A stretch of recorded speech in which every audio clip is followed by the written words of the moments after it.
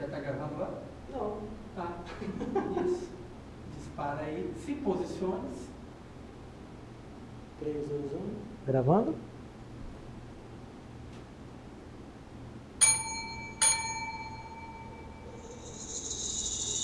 Nós somos A Vida é uma Corrida. Agora é em vídeo também. Vamos ver, né?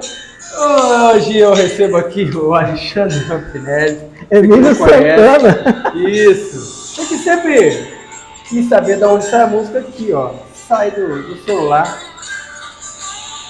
E aí, Alexandre Rampinelli? Tudo certo. Tá feliz com essa nova fase? Vamos ver o que vai sair daqui. Eu não sei. Vamos começar você adivinhando a música. Isso é bom. Isso é bom.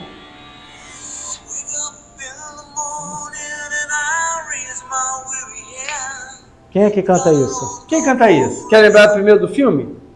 Não, pera aí. Me veio e fugiu. Isso é uma trilha sonora de Jovens Demais para Morrer.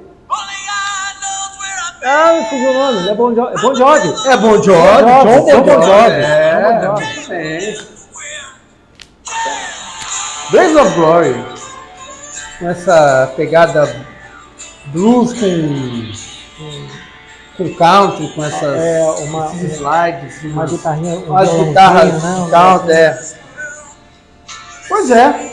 Temos uma mobilidade. Temos uma restrita para corredores, mas alguma mobilidade. A nossa campainha original. Quem não viu ainda, a campainha clássica de escritório. Exatamente. De repartição, né? Galera Exatamente. sabe o que é um escritório, que já foi no escritório do pai, né? Sempre tem uma... Atualmente você pode encontrar uma campainha dessa em restaurantes, né? Quando fica pronto. Lá no Fabão. Lá no Fabão. É do restaurante. O pedido fica pronto. O Fabão lá agora está com a nova cara. Mudou o Legato. nome. É o Legato. Exato. Está com um novo nome.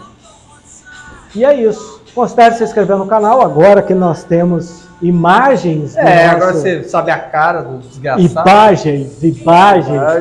Comandante Abilton. E é isso. O que nós temos para hoje? Agora tá entrando uma musiquinha que você vai colocar na mixagem. Eu espero que sim. Que eu tô querendo deixar a cuspigis. A cuspigis? Já tem imagem para que eu vou botar. Verdade, mas Não, isso aí não é assunto para agora. Muito bem. A gente hoje quer falar de... combinamos de falar a resenha das competições do final de semana. No final de semana. E acho que a gente pode ainda abrir na pegada de 2 episódios passados, que foi a maratona, né? A gente ainda está vivendo a repercussão da maratona do Rio de Janeiro. Sim. Vendo os cases, os tempos, as histórias, né? E aí, você conseguiu acompanhar alguma coisa da maratona do Rio? Eu vi só as resenhas. Domingo eu vi a partir dos 59 minutos até o final. Na ESPN? Na Fox. Tá. Só que estava sem áudio, que eu estava no restaurante, eu só vi as imagens. Sim. Mas assim, poxa, eu acho, tá? Pela transmissão não mostrava as placas de quanto que faltava para chegar. E nem tinha na tela? Não tinha. Pelo menos não dava para ver. Uhum. Mas eu sei assim que faltando, vamos lá, uns 10 minutos para o final, houve o segundo colocado, ele deu a sobrada. Não foi o segundo. Não foi o primeiro colocado. Claro, né, cara? O foco não é no cara que sobe. Ele deu o foco é no cara que uma forçadinha ali, e aí o segundo deu uma... a gente teve um brasileiro em 4º lugar. Ele ficou em 4º? Achei que tivesse ficado terceiro. Ficou em 4º lugar. Cara, foi uma grande festa. A grande característica da Maratona do Rio ainda não são os grandes resultados, mas sim a grande festa que é correr no Rio de Janeiro. Né? Eu imagino que sim. Ali estão os melhores. Quase todos os melhores estão ali. Melhores de quê? Em qual sentido? Não, assim, os tops do mundo estão ali. Não. Não? Não. A Maratona do Rio não é uma maratona que atrai os grandes... Por isso que eu falei que não tem grandes resultados de tempo, É uma maratona importante no Brasil, mas ela não é uma das maratonas competíveis pelo calor, pela temperatura, né? O calor, pela umidade, pela característica do percurso, muita curva. Eu vi até pelo tempo, deu 2h11, né? O vencedor ficou com 2h11. Não vou... Ficou 2h11, o segundo ficou 2h12, alguma coisa. Se o vencedor é 2h11, eu vi que já é bem... Ele já estava bem fora, que eu imaginei assim, vai ficar próximo de 2 horas, quer ver?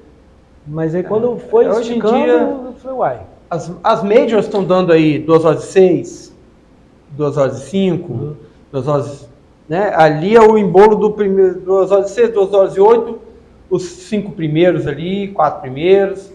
Né? Você vê que 2h11 já é um bem, 2h11, 2h13 já é bem esticado. Bem esticado.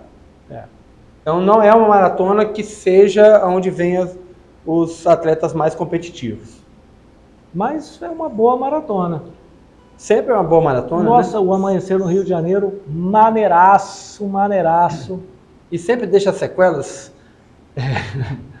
de correr uma maratona, então é um pacote completo. Tem uma característica muito interessante nessa maratona do Rio de Janeiro, que são os desafios, né? Que é correr 2 provas no sábado e no domingo, seja ela a meia e a maratona ou a 10 e a 5 quilômetros, né? Alguns atletas se predispõem a correr 2 corridas. Inclusive, nessa edição, teve alguns convidados da organização que correram as 4 provas. Mas, claro que a prova não ia ficar esperando, então teve que ser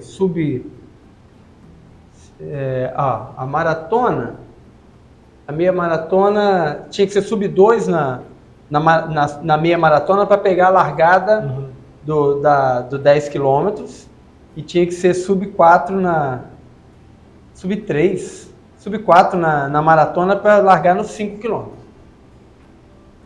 Entendi. Ou seja, não é para todo mundo. Não é para qualquer um. Aquilo ali é longe de qualquer realidade que eu possa imaginar. Isso é para super-homens. Verdade. E super-mulheres, obviamente. Verdade. Vou aproveitar o episódio da maratona que a gente gravou. A gente gravou um episódio anterior falando da barreira dos 32, né? Não pode nem mais tirar a meleca, que agora está gravando. Né? Eu já tinha dado uma ajeitada aqui na bermuda e tem que agora... Agora tem que ficar policiando, fazer com a mão. A gente gravou um episódio... Longe, eu vou pegar a garrafa. Que falou da barreira dos 32, que são aquelas quebras homéricas da maratona. E aí... Muito rico esse episódio. Muito rico esse episódio. Para a gente chegar na explicação desse evento, eu dei uma explanação sobre fadiga, sobre limiar de lactato. E falei também, tenho falado que eu estou buscando um treinamento um approach mais nesse sentido. E hoje eu consegui fazer uma façanha no treino, que foi quebrar em 1 hora para correr meia hora. Mas você teve ajuda. Eu tive ajuda. Você teve ajuda. Eu tô ligado, você tive ajuda. Foto, não vou entrar em detalhes, mas... Você postou a foto da sua ajuda. O que eu fiz? Eu fiz um treino onde eu fiz um esforço muito grande na primeira hora e cheguei no sublimiar de lactato. Minha curiosidade agora, pessoal. O que você sentiu? Então, a meia hora... Porque eu sei o que eu sinto. A meia hora seguinte foi aquilo que você vê lá no cara que está terminando a maratona. Eu tive essa percepção, que tem tempo que eu não tenho, que é correr com a musculatura queimando, correr com uma pressão psicológica de estar presenciando o seu declínio, ou a iminência do declínio, que é uma condição mental que a gente precisa estar preparado e se empurrar além, aquela cara travada e careta e aqueles gritos de expiração, e foi bem interessante. Pois é. Se divertir bastante. Pois é.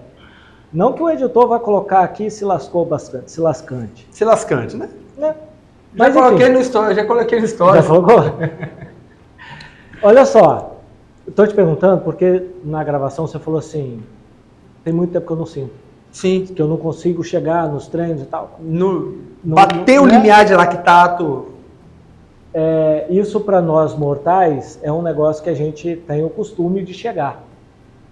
Né? Talvez. Mas é uma sensação interessante. Você percebe que você está caindo de produção, mas não pode, tem que manter, tem que fazer, e aí entra eu ainda coloquei um mecanismo, além de estar já quebrado, eu coloquei um mecanismo que foi o seguinte, cara, se eu fizer essa meia hora às 5h15, que para mim é um ritmo...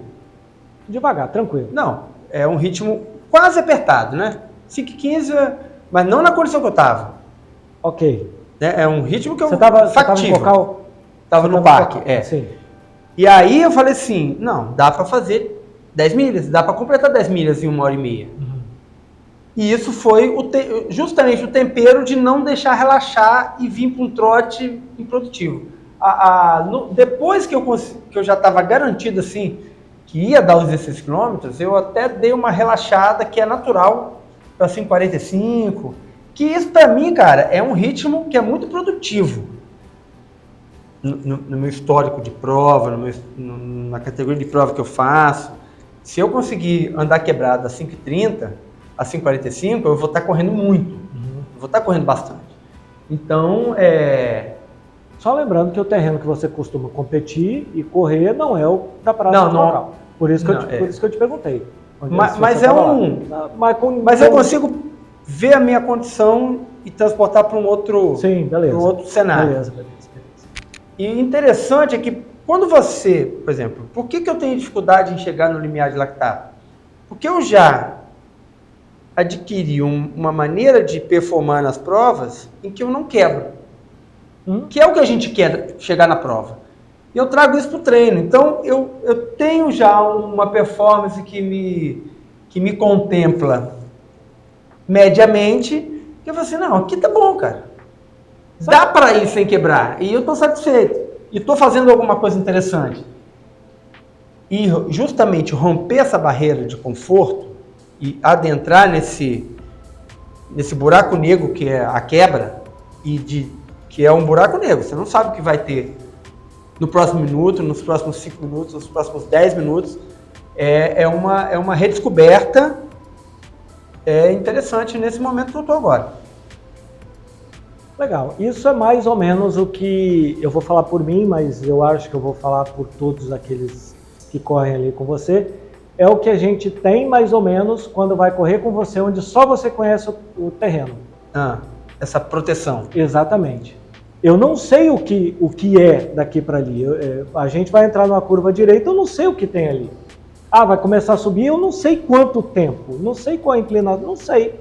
Então, foi justamente o que eu encontrei lá na minha prova. Então, é isso que eu estou falando, é o nosso cotidiano. A gente já tem isso com a gente. Então, já vamos dar a mixada. Então, foi o que eu encontrei lá em Paraty-Mirim, na prova do Campeonato Fluminense de Corridas de Montanha, que eu participei no domingo, que foi... Achei que a camisa fosse de lá, mas...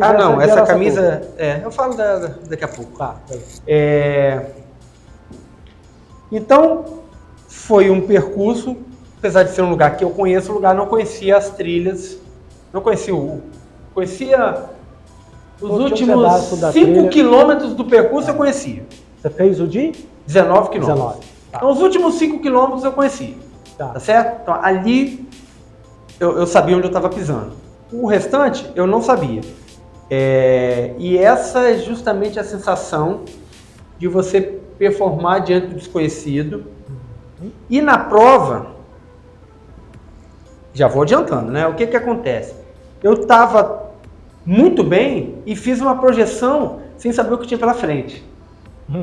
E aí você entra naquilo que eu te falei. Você faz uma projeção e aí você tem que encarar uma divergência entre a sua expectativa e a realidade. E o que está acontecendo. Isso. E isso é um desafio muito grande que é claro que vai acontecer quando você não está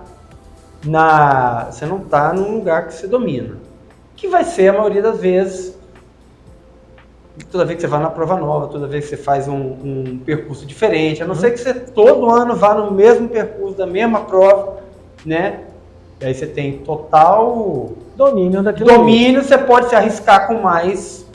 Você sabe onde aperta, onde não vai apertar. Pode se arriscar mais. Né? Mas fora isso, a não ser que esteja valendo o campeonato mundial, você vai ter sempre uma reserva, né? Ou a final olímpica, você vai ter sempre uma reserva de tentar controlar uma coisa que não está valendo uma quebra, né? Isso, pelo menos na minha cabeça, passa. Acho que na maioria das pessoas passa, mas claro que eu vejo na corrida gente que não tá nem aí para essa parada.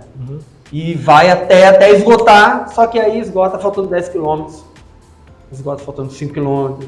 Eu vendo o documentário lá do Tour de France, aí eu tava pensando assim, os caras treinam, os caras vão para a prova para quebrar o mais próximo da linha de chegada possível. Claro. Então eles fazem tudo ali para quebrar o mais próximo da linha. Não só para você quebrar, mas para quebrar o outro antes. O outro do cara, exatamente. Então tem um determinado momento lá que eles têm estratégia contra o Pogacar, que não é para eles ganharem, é para matar o cara. Entendeu? Isolaram o cara e deram uns porradas nele, porrada. Então assim, eles querem Esse quebrar. É o ciclismo. Isso aí. Você só ganha se o cara não, é o ciclismo, é a corrida, é a maratona, quando você fala lá que o cara sobrou. Esses esportes onde tem pelotão, ele funciona você minando o oponente. Você não pode levar para a última curva e ter a absurda garantia e autoconfiança que você vai levar. Então, ainda mais quando é uma coisa que funciona, é você minar o outro. E aí, cara, quanto mais próximo da linha de chegada, o ideal é que você quebre em cima da linha de chegada. 2 metros depois. Faltando 5 km, sabendo que tá todo mundo quebrado atrás. Né? E eles ainda têm um feedback de áudio e tal. Mas você lá, você fez os 14 desconhecidos. Sim. E os 5 últimos conhecidos. Exatamente. E aí? Vamos lá. Paraty-Mirim, Beira do Mar. Não conheci. Mas, bom, é mais a montanha é muito mais na beira do mar do que no centro de Paraty, né? Porque você está no centro de Paraty, você olha para trás e você vê aquelas cadeias de montanhas que estão ali a 4, 5 quilômetros da beira do mar. Em Paraty-Mirim acaba na água, né? A montanha acaba na água. Em muitos lugares tem só pedra ou é um filetinho de areia já com a mata do lado.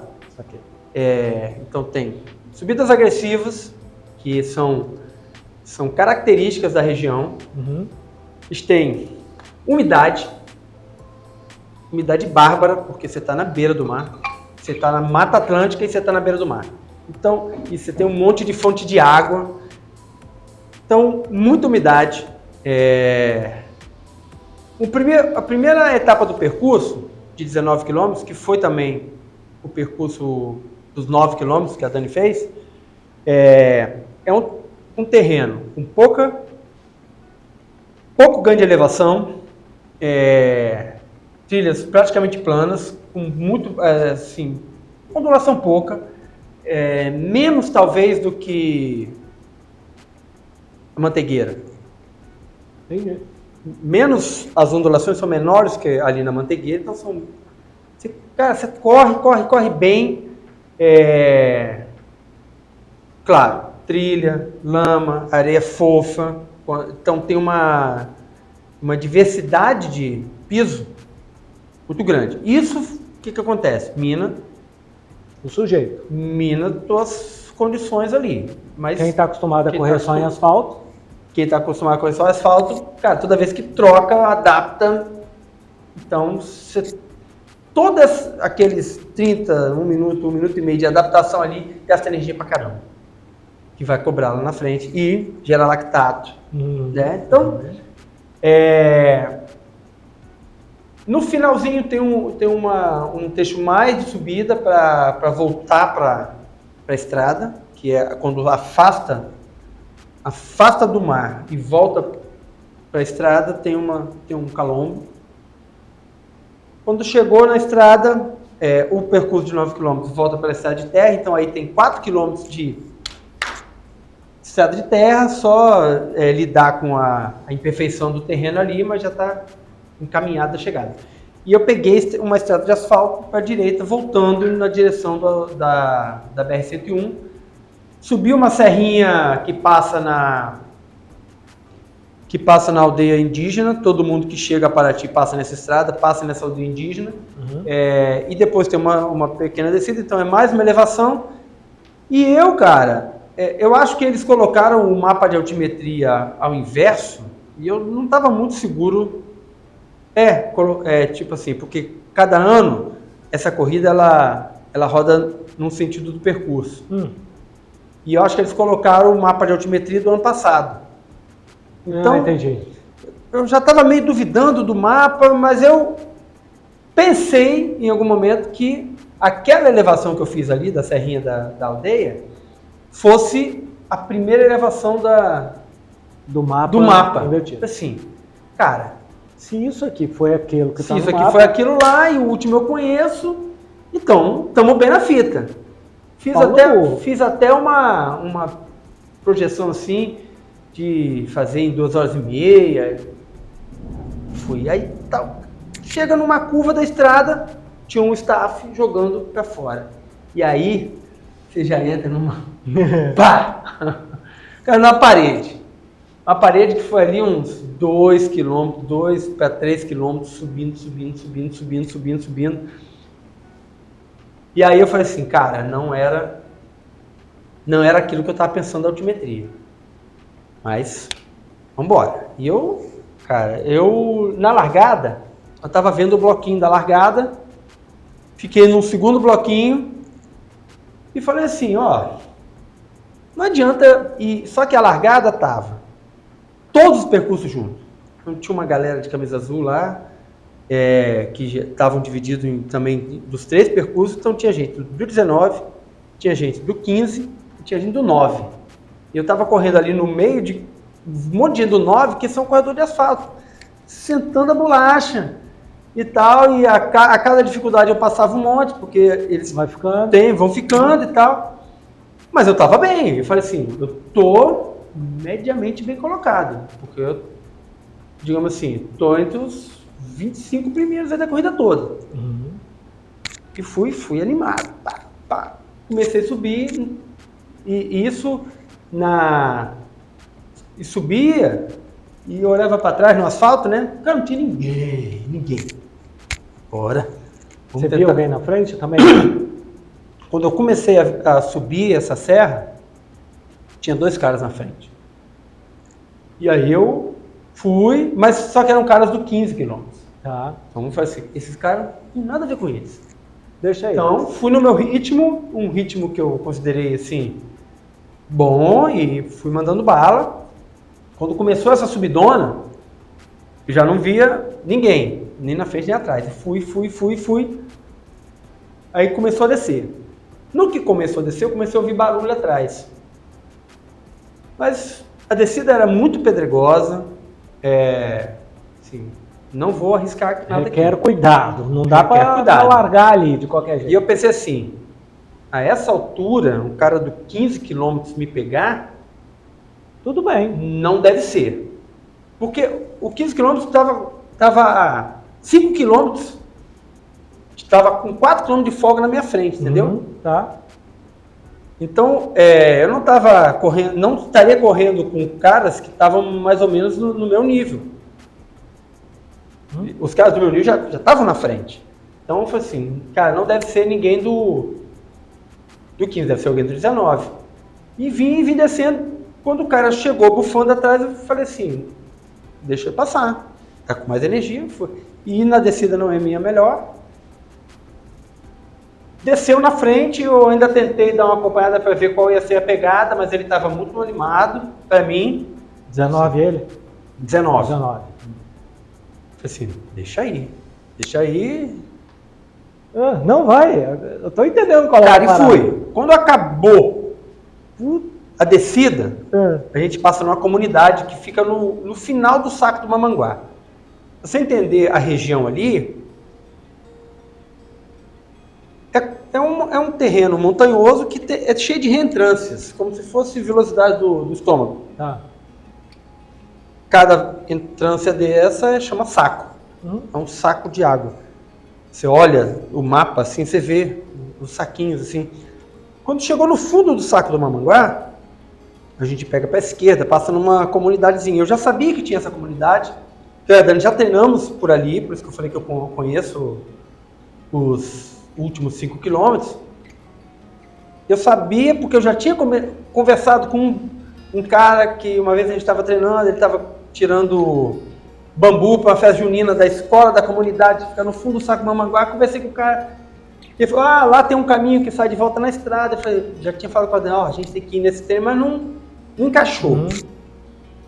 E aí, comecei a pegar para a esquerda, já vi o fundo do saco do Mamanguá e, cara, tava bem, mandando bala. Só que essa trilha que vai passando ali, algumas... Aí tem um monte de moradias e tal, mas ela é bem ondulada, assim. Bem ondulada. Estrada de chão. Trilha. Trilha, tá. Quando passa nas casas, tem às vezes uma rampinha de cimento e tal, tem algumas benfeitorias da própria prefeitura, mas trilha. Então você vai subindo, descendo, subindo, descendo, subindo, descendo. Agora que começou, né, tipo assim, o 5,5 já não estava entrando. Teve vários momentos que eu estava correndo um solto mesmo, tranquilo. E vai.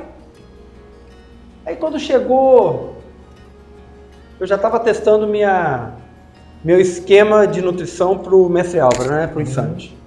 Então saí com 2 garrafas com líquido, que é tanto repositor eletrolítico como de carboidrato. Eu já estava com tipo refeição completa. Ok. E tinha 2 gel no bolso.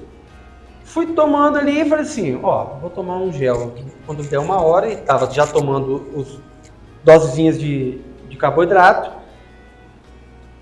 E vou tomar o segundo gel no limiar da 2ª hora. Eu fui e tal. Tinha tomado o primeiro gel, aí começou a dar comecei a pegar um monte de gente do 15 quilômetros, já passando um monte de gente já bem quebradão. Assim, eu vou dar uma descansada, sim, porque eu sei que tem a última subida, e ali, apesar de eu conhecer, eu preciso guardar energia para fazer a subida forte. Sim. Aí deu uma diminuída, fui tocando, parei para me molhar, refrescar numa fontezinha d'água, continuei, fui fazendo a subida, aí na subida fui catando mais gente do 15 quilômetros, né? Mais gente. Não encontrei o cara que tinha me passado, imaginei que não encontraria. E descida, aí a descida, cara, é 1 quilômetro. Bem mais íngreme do que aquela trilha que tem lá na Roda d'água? Em Roda d'Água. É mesmo aquela descida? É muito mais íngreme e praticamente reta. É mesmo, cara? Pra vocês terem ideia do que é a descida que a gente tá falando, eu quebrei a unha do meu dedão do pé, ela tá quebrada. Na descida, porque ela tem uns momentos lá que é bem íngreme, mas lá cara, é direto, praticamente 1 quilômetro e pouco que despenca. Cara, isso cansa você já despenca, você já despenca 10 metros do mar, então é muito íngreme. Acho que a parte mais alta é 320 metros. Para descer em 1 quilômetro é bastante coisa. 300 metros em 1 quilômetro. Cara, caí no final da trilha. No finalzinho, pisei numa pedra que tive que dar um controle, quis dar uma câmera na minha posterior, mas já passei, já saí correndo, e aí foi a chegada. Tem um vídeo até no Instagram. Chegada e 2,14. 2,14 não, desculpa. 2,44. 2,44 foi bem bom. Aí fechei em 8º lugar, geral. E na sua categoria? 2º lugar na categoria. Então quem te passou foi o primeiro? Não, o que me passou é da categoria de 40 anos. De camisa azul, você achou? Não, era um cara da categoria de 40 anos. Achei que fosse de outra categoria. O cara que ficou em primeiro na minha categoria, ele foi o 4º geral. categoria de 50 a 54. Acho que 49, 50 a 54. Ou uma coisa dessa. 50 a 55, uma coisa. Porra! Parabéns. E aí, cara, pô, satisfeito que o treino tá dando certo, né? Tá andando comigo, né? É. Vai na minha que é sucesso, cara. Lembra que na DATR eu fiz 11 quilômetros, 10 alguma coisa, e eu fiz forte e tal, mas fiquei na imaginação assim, como seria a segunda hora? Acho que nessa corrida aí, eu tive 2 horas de excelente rendimento. A terceira hora, esses últimos 45 minutos, já foi, sim, mais sofrido. Uhum. Engraçado que eu sofro menos na subida íngreme do que no ondulado. Mesmo nos últimos 45 minutos, na subida íngreme eu sofro menos do que se fosse o trotinho nas partes menos inclinadas. Já está assim, mais adaptado, melhor adaptado a essa questão da subida forte, né? Porra, parabéns, cara. Segundo colocado, pódio, teve um caixote lá pra você. Não, parabéns mesmo foi pra Dani, que ela foi 4ª no geral, 1ª na categoria. Porra, Dani. Sabia não? E, pô, pra ela, cara, correr em Paraty, que ela gosta pra caramba de lá, foi um Parabéns, Dani. Prêmiozão. Porra, que Prêmiozão. coisa massa. Foi bom. E ela se divertiu horrores. Se divertiu horrores. Porra. Depois comi um pastel desse tamanho. Prova bem Você organizada. viu o pastel? Não vi, No não vi. Instagram, depois você vai lá. Prova! Ó, vamos lá. Existem vários tipos de prova. A prova lá do Corridas de Montanha, uma prova feijão com arroz, feijão um pouco refogado, sabe?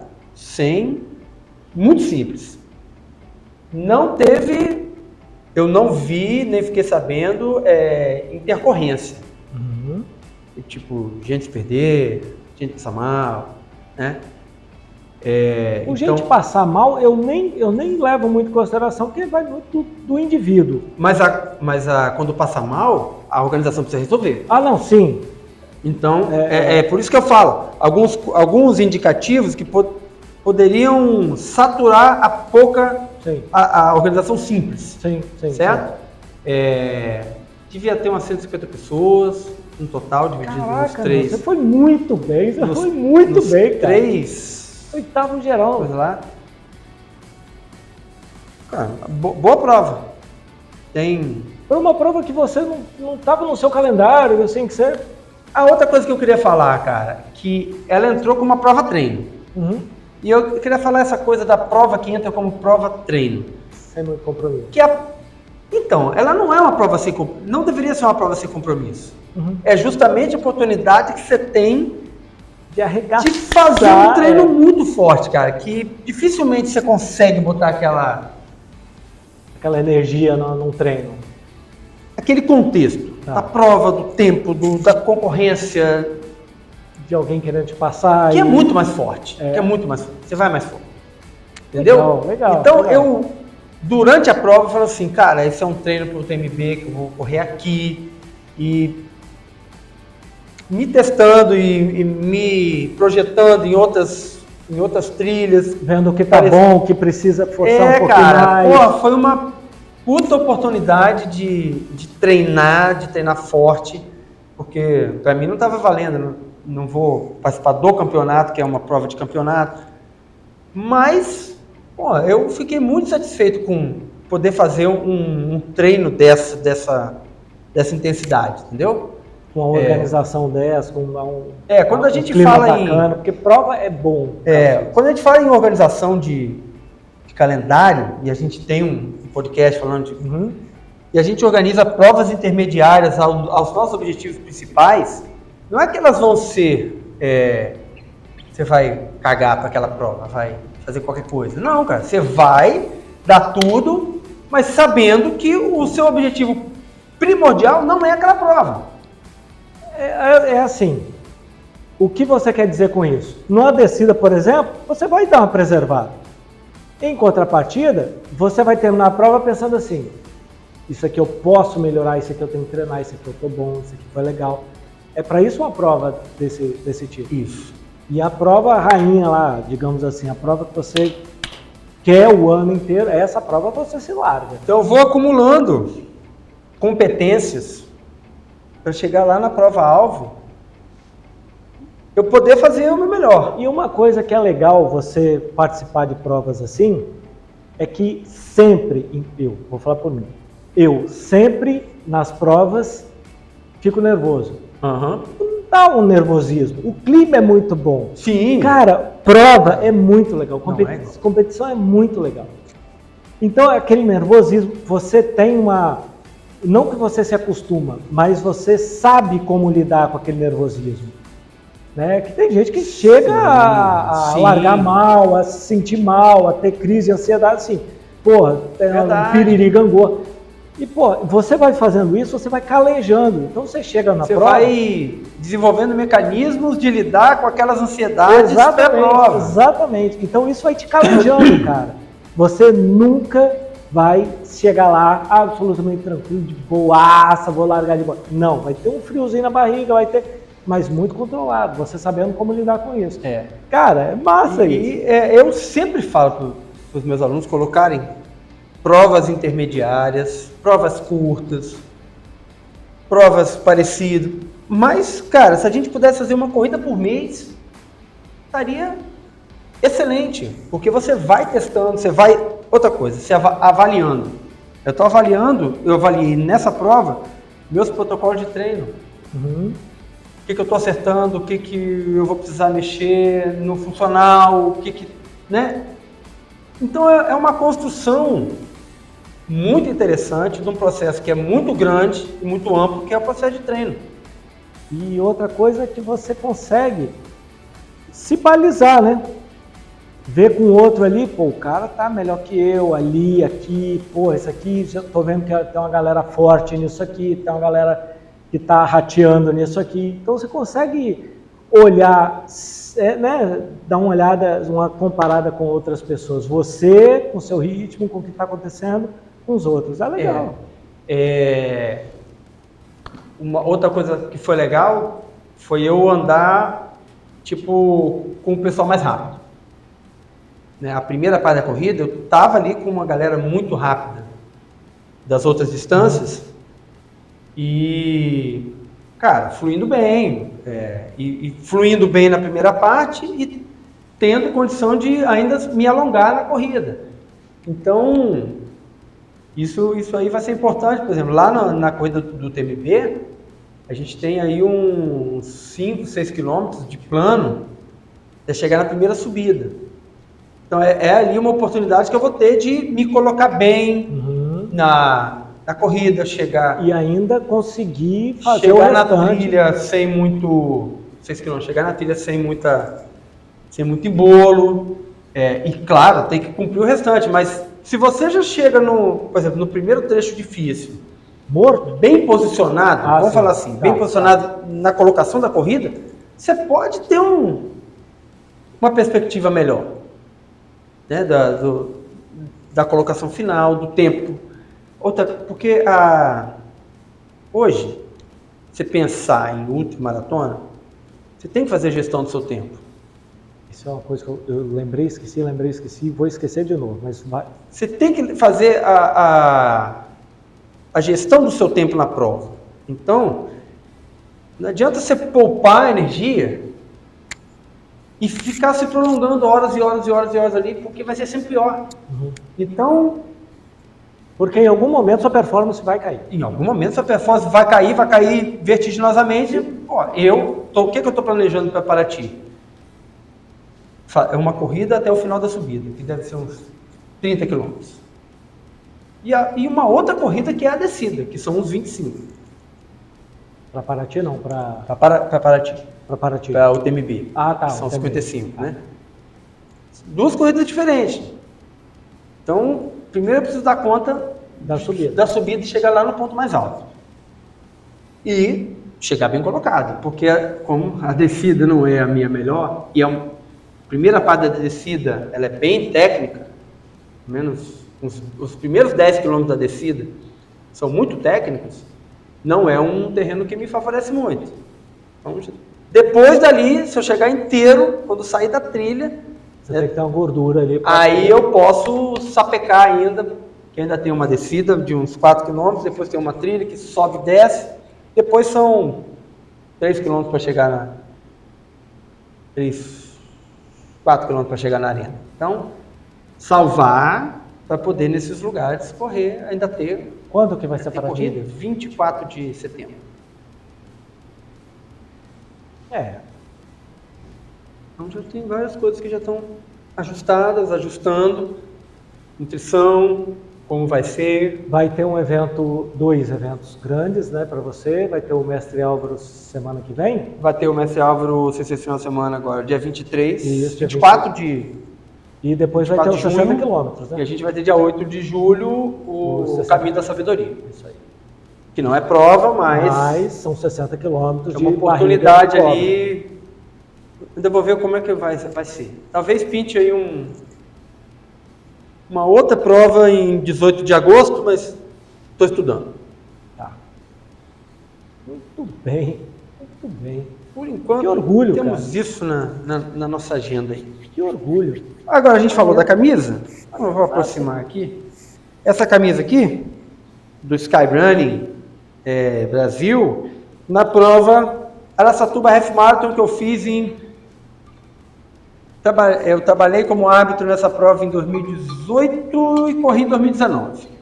Cara, que é uma prova, que é um lugar que eu tenho muita vontade de voltar para treinar e talvez competir. Essa prova está interrompida, não tem acontecido. Desde 2019 foi a última edição. Mas o Morro do Araçatuba, lá no Serra Geral do Paraná, é muito maneiro. É tipo uma pirâmide assim, que você sobe por um lado e desce por outro. Bacana. Uma montanha legal que eu quero retornar. Muito bom. Maneiro. Um abraço ao Ricardo Tourinho, que é o organizador da prova. Está agora em off de organizações. Mas temos o sonho de que espero que retome. A prova boa dessa de fazer. Que a prova volte. Mas se não voltar, eu já tenho esquematizado de ir lá passar um final de semana treinando. Bom demais. Bom. Temos alguma coisinha aí para fechar? Tirando aquelas baboseiras de comenta. Eu não vou falar não. Não vai falar nada? De manda e-mail. Quero falar se quiser mandar e-mail, manda. Se quiser assinar o canal. Quero falar @avidamacorrida.com.br. Se quiser se inscrever no canal, se inscreve. Se não quiser também, se lasca. Se você quiser o WhatsApp do Alexandre Rampinelli, você pede nos canais de comunicação aí. E gosta de WhatsApp. Né? Gosto não, cara. E, cara, comenta. Hoje, vou fazer até a indicação do podcast do Jorge Volpão, da Paty Fontana, que chama Cascalho, que é um podcast outdoor de quem corre, ele pedala gravel, corre montanha bem antes de mim. Acho que foi um dos primeiros corredores, assim, que migraram do asfalto à montanha. E ele tem uma formação que ele corria de rua mesmo, já muito novo. E porque o trail, ele começou muito com o pessoal da corrida de aventura. Foi fazer terrestre, treinar o terrestre com corrida de trail que começaram a desenvolver aqui. E teve alguns corredores de rua que foram se aventurar. O Volpão é dessa geração aí, dos primeiros corredores de rua que foram lá no sul do Brasil, começaram a correr trail. Ele tem esse podcast, você acha aí tanto no YouTube quanto no Spotify, Cascalho Podcast. E ele hoje Hoje eu assisti o podcast que ele lançou 2 dias atrás, falando do Mundial de Trail, então é interessante também a pegada que ele deu. Cara, ele fez algumas perguntas lá e me deu vontade de ir lá, interagir e colaborar com a interação, porque constrói conteúdo novo. E constrói o quê? Conteúdo pertinente. Porque falar o que todo mundo está falando, para mim não é um conteúdo pertinente. Falar das lacunas, dos acontecimentos, das histórias, esse é conteúdo pertinente. É fazer uma coisa que só a gente está fazendo e numa visão que a gente tem, que é peculiar. Então, ajuda a gente aí, interage, pô. Ah, legal. As interações geram episódios, Claro, já gerou. Discussões. Só que, enfim, mas a gente aqui vai fazer assim mesmo. A gente vai gravar assim. Vai ficar engolindo aí coisa que vem da minha cabeça, da minha percepção, da percepção do Alexandre, né? E assim vai. Muito bem. Muito bem? Muito bem. Meu final de semana foi muito mais sem graça do que o seu, mas deu certo. A pizza estava boa? Tava boa. Estava boa? Tava boa. Muito bem. É isso. Muito bem. Vamos pra cima? Dá tchau, que agora tem câmera. Agora tem câmera. Bora. Um abraço. Ó, por hoje é só.